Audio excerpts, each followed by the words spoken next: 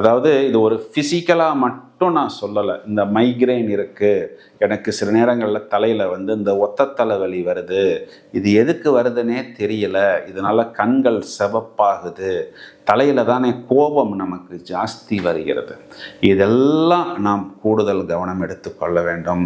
குறிப்பாக இந்த சாட்டன்கிறவர் இங்கு 6ஆம் வீட்டுக்கு அதிபதியாக வருகிறார். அப்போ 6ங்கிறது யார்?